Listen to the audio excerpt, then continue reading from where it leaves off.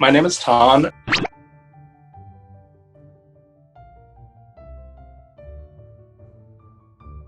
I'm a graphic designer and artist based in Toronto, Canada. I brought kombucha. It's actually a really interesting story because when I first had kombucha, I didn't like it at all. It's kind of weird because it's a fermented tea. But more I drink it, more it kind of grows on me, and I kind of use it as a beverage that I drink quite often. It has lots of benefit.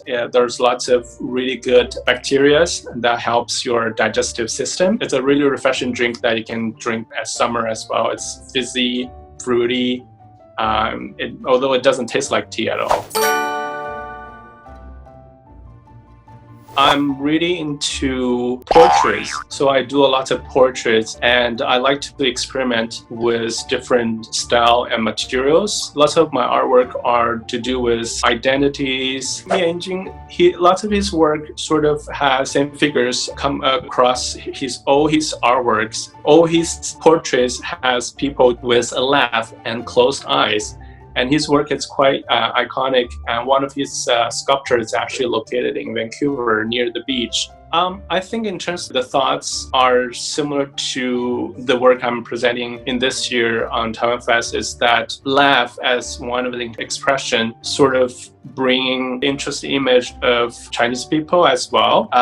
Old gentleman who painted the entire village in Taiwan, Qu Jiarui. She has a lot of occupations. I think she went on some talk shows in Taiwan, and she is also a professor, art professor. She paints as well. I find her painting are really interesting as well because she likes to paint people, and that's kind of the similar interests we have in common. And also I personally quite like Ai Weiwei. He's a little bit controversial, but I like his putting his work to rethink about the Chinese culture. Growing up, I think I was also trying to looking for that piece of identity, what makes me Chinese, even in China. China has gone through a lot, or like we have so many influence. Lots of his work actually challenged the conventional work of thinking of what is Chinese culture and how do we preserve it.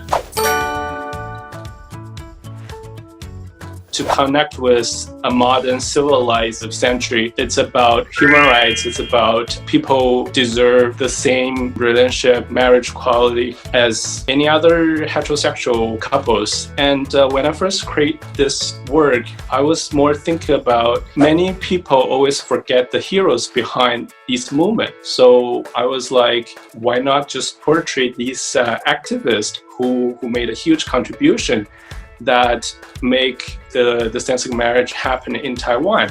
So that was sort of a tribute to these people. Hope people can know about their stories. I just hope like when people know about their story, they can be inspired by them, and hope there's more and more Asian countries to do the same. 在这次疫情当中，作为中国人，很多人把中国人叫做中国病毒啊，或者是武汉病毒之类的。我想用这个作品来去反思，作为中国人，我们做了什么让别人有一个这样子的刻板印象。这个作品，我希望用爱因斯坦吐舌头的这个表情，去打破一些对其他人来讲中国人那种传统或者刻板的印象。我选择了一些大家都还比较熟知的，不管是在国外也好，还是在华人圈子也好的话，那个毛泽东啊，或者是孙悟空啊，或者是木兰啊，这些人物是不是大家所知道的中国人的概念呢？我也在反思，到底作为中国人的话，我们可以改变一些什么，让我们能够重新建立起一个比较好的 reputation。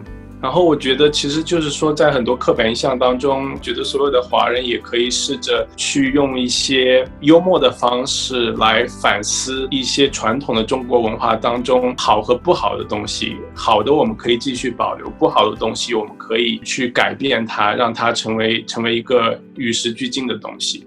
During this pandemic, like there was the anti-Chinese movement. I has become a Canadian citizen, but for some reason, people will still see you as a Chinese person, being Chinese was more of an asset, a method to define my own being and sort of gain the different perspective as a Chinese Canadian and how see Chinese identity as a lot more complex than people think. And I hope to use this artwork to break these stereotypes, perhaps a sense of humor, deconstructed method to create a expression, break that impression. The Einstein image was he stick his thumb out, and being a scientist, he showed the photographer who took the image his individuality, but also as a scientist that he can has this really expressive moment as just as a human being or as anybody else. A little bit use that impression on these Chinese figures to create a dialogue that what is Chinese and what is not Chinese.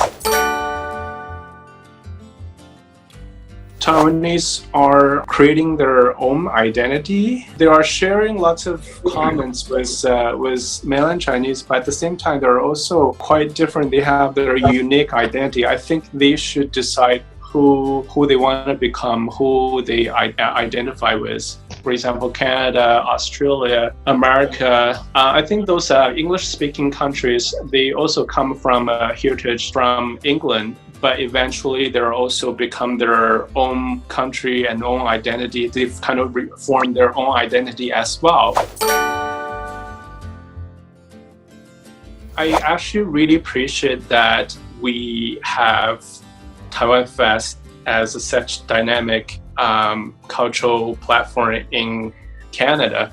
Since I came to Canada, I really come across certain, Chinese-speaking events in Canada that promotes cultural and it's less commercialized. The biggest differences that I noticed is that latest year TAIWANfest created this sort of event called Dialogue with Asia. In Canada, even like it's so-called multiculturalism, we don't have enough representation of Asian communities. So it was great that TAIWANfest sort of each country together and create this dialogue through arts and event to present what Asian culture, like Asian communities, what's the differences and what's are we in common. In that way, I really appreciate that. As a Chinese person, events like TAIWANfest could have some more events that could provide enough information to create this communication between Canada and the Asian communities to break certain stereotypes. Even like we live in a same society, the question is if we need more communication through different communities, erase the racial discrimination in this country. Hi, my name is Tong. I'm a graphic designer and artist based in Toronto. I'm different, just like you.